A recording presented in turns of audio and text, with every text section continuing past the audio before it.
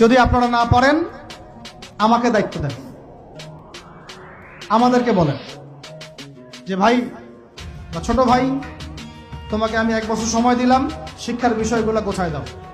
বিনা পারিশ্রমিকে ইনশাল্লাহ করে দেব, কোনো সমস্যা নেই। 1 টাকাও দিতে হবে না, জাস্ট একটা চেয়ার টেবিল দেন, 100 জন আলেম দেন, 100 জন বুদ্ধিজীবী দেন, করে দিব ইনশাআল্লাহ।